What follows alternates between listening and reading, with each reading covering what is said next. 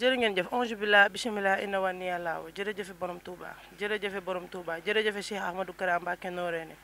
zaahiran wa baatinan kenn du Cheikh Ahmadou Kara Mbacké Noreyni kookoy borom alxadimiya te alxadimiya day defar réew nuy nañ kilifa di leen nuyu kilifa aada ñuy ndabootu làmb yëpp di leen dem ba ci hôpital yi di wax ñi fa tëdd yàlla na yàlla fëgg seen bopp duñ fàtte tam ñi nga xamante ne ñoo nekk ci prison yi di leen ñaanal bu baax a baax a baax ñoom ñëpp ñu jógee fa te leen fa dugaloon ñu bañ cee delluwaat di ñaanalaat tam bu baax ñi nga xamante ne dañoo génn àddina di leen wax yàlla na leen yàlla yërëm te xari leen àjjana waaye dañoo jëm nag ci bis muy le 24 décembre ñu ànd ki nga xamante ne muy jam production grand combat bi war a dox ci diggante Bombardier ak Reug Reug waaye combat ci biir combat nee naa la combat des gladiateurs laa ko tuddee combat des chocs combat bu neex ci diggante Sunjata ak ki nga xamante ne mooy Grand Mbagnick ñu gën koo xam ci Kalmandour Sunjata nag mi ngi nii tungu ne teew ñuy nataal dañ koy jox mu nuyoo su nuyoo pare ñu tàmm li nga xamante ne mooy émission bi Sunjata nuyu naa la. waaw maa ngi lay fay di nuyu waa axlu làmb yëpp di nuyu waa jàmmgan gi nga ma fekk ak waa Ndar bi ma préparé combat ba léegi fa laa nekk di entraîné di nuyu ñi fa nekk ñëpp rawatina monsieur le ministre Mansour Faye ak waa axlu làmb yëpp maa ngi nuyu ñëpp di la nuyu yawit ku baax nga waaw. mais da ngaa baax da ngaa baax. ay ci ginnaaw bi mbër bi nuyoo pare damay nuyu ki nga xamante ne mooy sama sponsor leader Ndoy Lumière borom lumière yu baax yi koo xamante ne loo koo jaayu lumière baaxul ma nga fa li nga xamante ne mooy Grand Yoff soo wàccee monument soo ne waa kër Cheikhul Khadim rek ñu yóbbu la fa Ndoy Lumière Sunjata lan moo la dugal ci làmb. làmb waaw nekkoon ci rek nekk ak fekk suñu benn grand bu ñuy wax Bass Ndiago mu ne woon fi di daan rek ñu nekkoon ci ginnaawam quoi dem ba brise bi dugg ñu rek ñun dugg ci làmb te suñu fekk dañoo amoon igri suñu koñ nag igri boobu ala accu la tuddoon ñun ñu dëkkoon ci koñ bi yëpp daanaka dañ doon waaw igri boobu moo danaka mooy igri bu njëkk am jàmm gën fii de mais boobu igri woon nii rek boo xoolee mbëri ci génne woon ñëpp kenn déggu leen sax ci arène bi ku si mel ni Bass Ndiago moo gënoon nekk mbër mu mag fii jàmm gën ci mbapat yeeg yooyu mais gis nga waaw kenn déggu ko sax ci yenn yi waaw. bu ñu doon laaj tey palmarès ki nga xamante ne mooy Sunjata ñëwul ñu ci palmarès bi tuuti rek. waaw palmarès am naa 15 combats waaw 15 combats laa am ñaari défaite ak ñaari machine waaw. Sunjata kan nga mujjee bëreel. Kewel laa mujjee bëreel. waaw Kewel dama ko daan arbitre bi bañ ñu bërewaat combat bi yàgg machine bari ñu la woon quoi. dama ko daan arbitre ne ci ginnaaw saako dañuy ñëwaat ñu bëree mu téye boppam nangul bëre waaw. ñu dem machine waaw. Sunjata dañu lay gëj a gis ci làmb lan moo waraloon Sunjata raar ci làmb du. waaw li waraloon ma raar ci làmb ji mooy xam nga rek làmb ji ku ne gis na at yi passé ni mu demee làmb ji dafa métti woon ak coronavirus bi fi jaaroon ba pare làmb ji at yi jàll yëpp doxul woon waaw ren moom xanaa ren gii sax la làmb ji xaw a waaw. takkar naa si mais at yi jàll yëpp làmb ji ku ne xam ne doxul waaw loolu la rek pour nga promoteur yi dañuy wax mais après da ngay déglu ba sonn mooy loolu di wax di bàyyi waaw. Grand Mbagnick nag moom joxoon nañ ma ko daaw mais daaw boobu dafa fekkoon ma nekk ci liggéey quoi parewu ma moo commencé entraîner nag ba pare nag ren dañ jox ma ko ma jël ko. non combat bi duré yàgg comme ni nga ko waxee nii parce que nee nañ bii passé da ngaa jekkul woon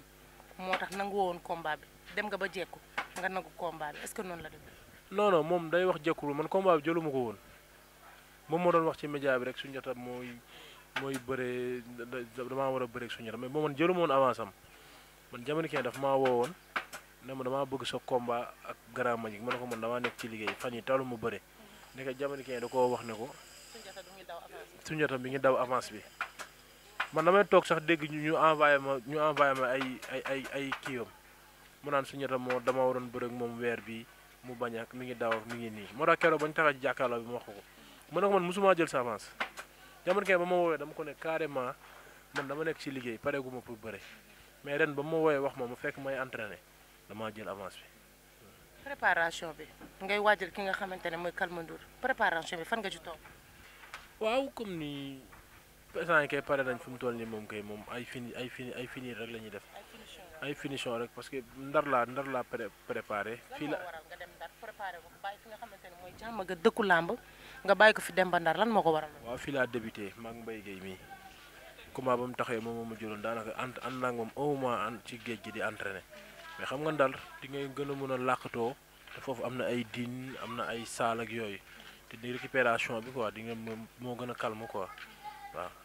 kon su ma bëggee dégg bu baax combat bi dafa laaj làqatu. waaw non da ko laaj parce que man damaa gëj a bëre boo ñëwaat il faut nga ñëwaat indi ñëw ak doole parce que ki may bëreel boo diggee ci biir communication am day mel ni lu lay xaw a xeeb moo tax il faut daf ma xaw a xeeb respecté wu la mais il faut nga dugg si il faut nga dugg sa ruq làqatu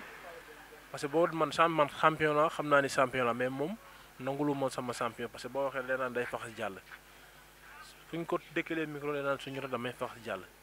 moo tax day laaj nga dugg sa ruq làqatu ñëw wan ko ne ko góor la ko sekkal quoi. mais est-ce que dina yomb le 24 décembre sa diggante Calme Ndour est-ce que dina yomb. mais warul yomb dañoo war a rayante ma ak moom. billaahi warul yomb parce que ñaari géant lañ te ñaari poids lourd lañ dañu war a xeex lu métti bëri lu neex loolu laa bëgg billaahi dama bëgg ñu bëri combat bu métti. lan la ci xeeb bi mu la xeeb moo tax nga bëgg koo wan ne ko dama lay duma wala lan. non moom xeeb bi ma xeeb noonu non parce que nee nañ góor ku ko ñamul moom bu la neexee lu la neex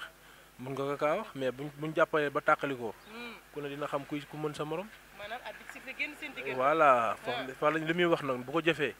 gëm naa ne duñ bëri combat bu yàgg. waaw man li ma ko waxoon rek laa koy wax sóoraale wu ma la ci bëre sóoraale wu ma la ci xeex. grand bi grand bi nuyu naa la. ñu ngi ziar bu baax ma sœur ba yaa ngi ci jàmm. maa ngi ci jàmm bu baax. ngay bëgg bu baax di la kontaane bu baax a baax di nuyu sama père mi ngeen àndal di nuyu caméraman di père Gora di la ziar bu baax di la jox sa wàccuwaay di rafetlu tamit teewaay bi tey fii ci dëkk bi. mbir bi dëgër na bopp daa bañ ba soor. waaw mais man jattu ko rek. waaw mbër mi daal làkkoon làmb ñu moo laaj loolu nag. lan moo ko war lu tax nga ne làmb ji moo laaj loolu. waaw mais xam nga boo defee une absence de 4 ans sa retour dafa war a nekk un retour exceptionnel dafa def na absence su 4 ans soo waree retourné waat pour ñëw li nga manqué woon ci 4 ans yëpp da nga war a làqu liggéey ko te boo bëggee tout le temps nag ngay feeñ bëgg a liggéey sa absence su 4 ans mënul nekk il fallait que mu làqu liggéey li nga xamante ni lu extraordinaire loo xamante ni bu ñëwee le 24 ci kàttanu yàlla adduna bi yëpp dinañ xam ne Soundiata mi làqu woon na. mais adversaire ñuy ne ay adversaire de taille parce que man su ma doon jox combat bi 50-50 laa jox lan nga ñuy wax ci lu muy adversaire parce que dégg nga ko léegi nee na combat bi dinañ ci xeex bu métti. waaw parce que man bi mu jëlee làmb ñu wax naa ko nee naa ko combat bi adversaire bu autant la ndax adversaire de taille la lu mu la defee da ngaa war a fayu pour vous dire clair waaw war a fayu da ko war a fayu waaw parce que bu fekkoon ni lu adversaire bu court la ak adversaire bu long day am ay difficulté mais adversaire de taille la ñoo yem boo leen xoolee seeni poids amul différence boo leen xoolee seen différence de poids bariwul boo xoolee kii am na poids boo xam ne kii poids bu fes la kii poids muscle la yaa ngi dégg ba pare ñu tolloo dayoo ñoom ñaar ñëpp ay 2 mètres yi manqué lañ waaw kon nag bu arbitre teggee seen loxo nit ñi dañoo war a dar seen gémmi làmb ji moo war a gën a neex làmb Bombardier bi. maanaam 24 décembre 24 bi yëpp jour combat yëpp moo ci war a daax. làmb ji moo war a daax parce que làmb déclenchement la waaw làmb déclenchement la làmb boo xamante ni moo ko war a dellusiwaat ci làmb parce que tout le temps j'ai l'habitude de le dire dafa bokk ci làmb te dayoo bi mu am pour nekk pour mën a téye làmb da koo am gis nga boo amee corpulence te tëlewoo ragaloo da nga nekk sportif bu sérieux le pose bien mes mots c'est un sportif sérieux ku sérieux la parce que man maa ko jiitu ci làmb non sportif bu sérieux la man du ma na nit ci ay caaxaan ngeen ñëwee bi ma bàyyi làmb ba léegi maa ngi toog sama liggéeyukaay bu ñu jëlee initiative pour mën ko maintenir yóbbu ko au sommet parce que gis nañ ci moom loo xamante ni war nañ mën a bàyyi suñu yitte pour taxaw ko sportif bu sérieux la dara sonalu ko ci li mbër yi di fooyee ci loo xam ne mën naa yàq sa carrière kon kooku da nga war a nekk champion tout le temps dama ko koy wax champion da nga ko war a nekk nii wala ci nee non ci kàttanu yàlla le 24 bu soob yàlla di ngeen gis Soundiata bi ngeen daan gis ak bii dina wutee waaw nous lançons nag une message solennel di woo dëkkuwaay bi fii nag waaw dëkkuwaay bi nag dafa mooy dëkkuwaay bu naqaree bëree parce que soutien bi dafay des mais heureusement que yàlla dimbali ñu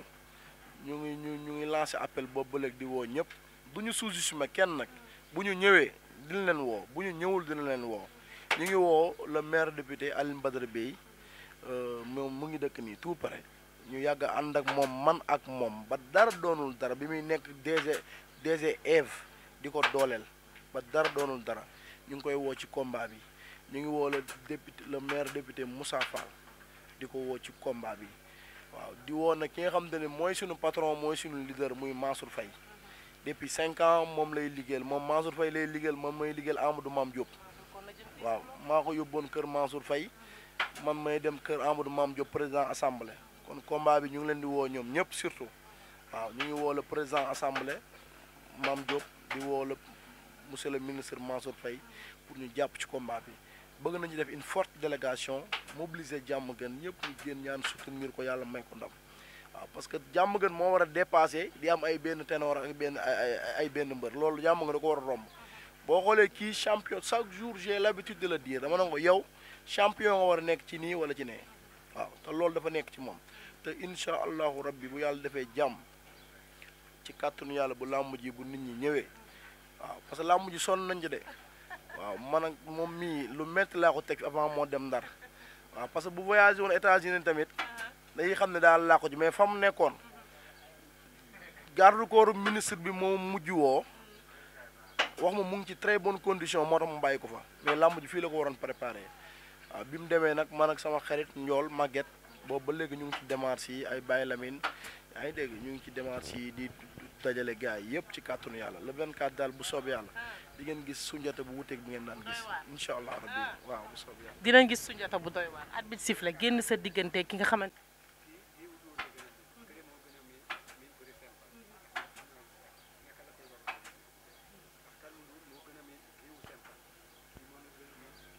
dégg nga bi paaga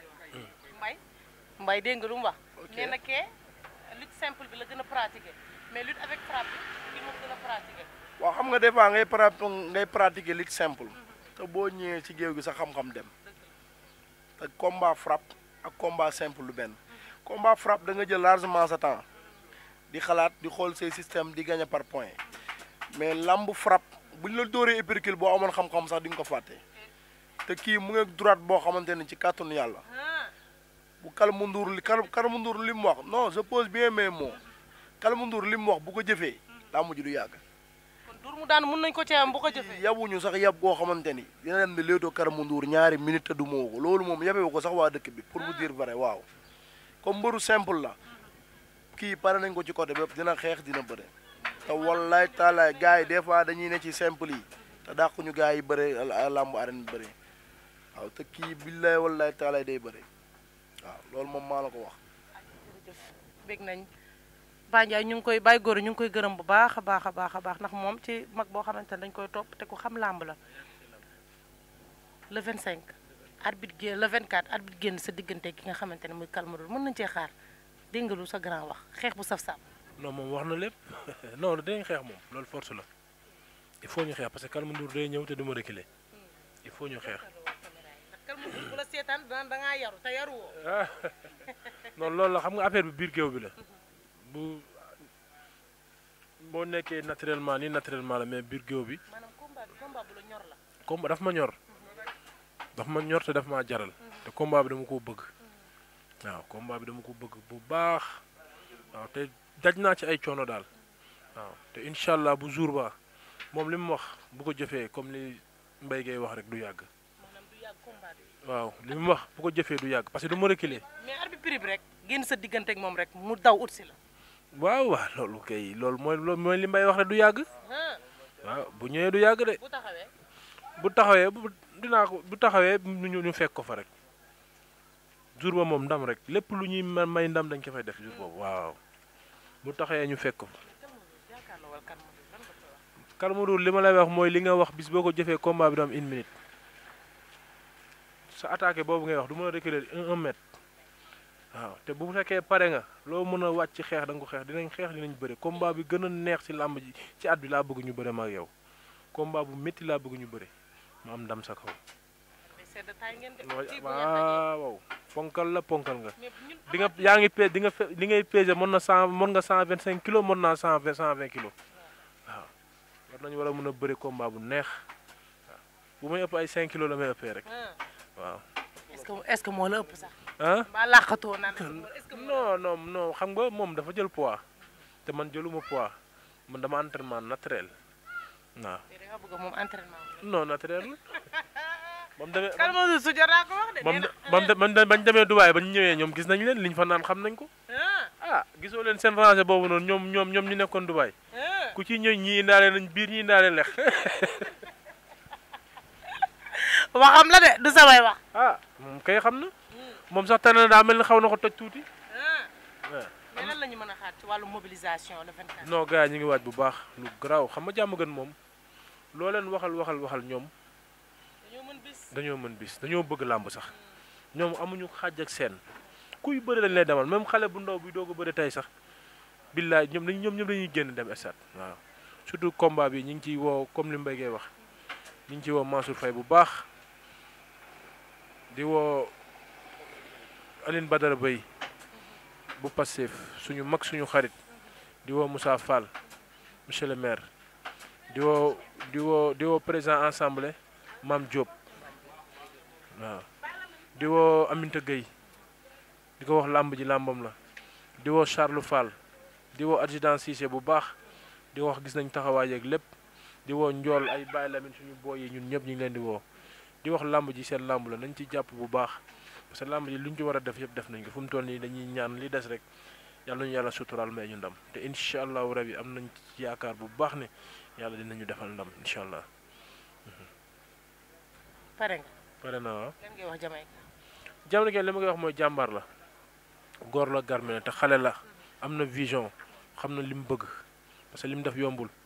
daanaka promoteur yi décroché combat yi mag yi moo ci gën a nekk xale kon dañ koy ñaanal di ko wax lu mu mën ren yàlla mën lu ko ëpp doyen parce que njëriñu làmb la mi ngi jàppale làmb mi ngi jàppale jeunesse bi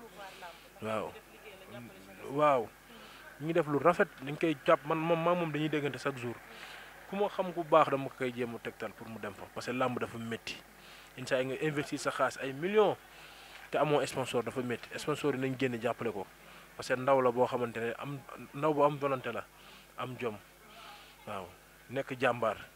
man dama koy ñeewantal sax billaahi. mais yëg nga léegi li xew ci làmb ji at bi sifflé amul grand combat amul petit combat bu at bi xasee ba sifflé bu ñëwee dañuy dugg ci géew bi suñu jota amul yóbbu daal benn butéel. te sa tenue bi nga xamante ne moom nga amul yóbbu dugal yére si biir. ah ba ci grand combat bi dañ ko dindi. grand combat bi ak ñëpp bu at bi xasee ba sifflé. waaw doo yóbbu daal yére doo ko yóbbu sa ngemb ak benn biteel kese. mais man combat Abou Niasse bii page damaa gis Giro Seras yàgg si kii bi. sa xaalis yëpp la ñuy dagg. bàyyi mbaa xam nga loolu ma waxaat la ko kon. waaw man moom xam nga rek ñun moom entraînement bi lañ gën a kii sax. waaw parce que biteel yu bëri moom naa ko bàyyi Kalmu Ndour rek moom xam nga daa bëgg ay biteel waaw man moom biteel yu yem rek. yemam mbaay rek mais at bu sifflé benn biteel rek nga am droit dugal ci biir. amul problème man bu wëgee sax mun benn biteel bi sax garaawul. mun naa ñëw man kese. waaw problème. loo koy yóbbantewaat balaa ñu koy tëj. Kalmu Ndour waaw di la wax yàlla na yàlla defal jàmm ba jour ba nga ñëw ñu bëre combat bu neex nag comme li nga wax préparé ñu bëre combat bu métti laa bëgg ñu bëre loolu du ci dara. bu bëggee sax ñoom ñooñu bu leen indaale ngemb waaw ma ne dégg li ma la wax Zambala nañ indaale ngemb Boy Niang bu paree mu teg ko si lu leer laa la wax waaw. ayca jaajëfal nañ leen bu baax a baax gis nga tey ñu àndoon ak ki nga xamante ne mooy Soundiata fekk ko biir Diamaguène ñu def ko émission ku naqaree defal émission la nag ak moo naqaree defal émission. waaye nag borom baax la amul benn problème di sant ñëpp di gërëm ñëpp di santaat Baye Góor bu baax a baax di santaat Baye Fall bu baax a baax di leen jóg di dajal ak le 24 waaye balaa le 24 face to face bi kañ la samedi.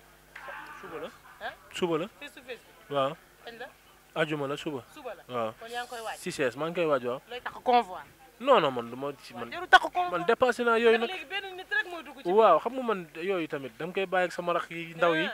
bàyyi nga ko xale. ba ma ci tollee daan naa ko def bis ba rek. voilà nga ànd ak convoi bi. convoi bi génn ñëw ñu dem stade. voilà mais fu mu toll nii bu may def yu bëri yu ma koy def sax du ma leen ko yëgal damay yokk su wiiri génn. gis nga ni ma génnee ne laa génnee ñëw waaw yooyu la. ay jaajëfal nañ ko bu baax a baax jërë ngeen jëf caméraman jaajëf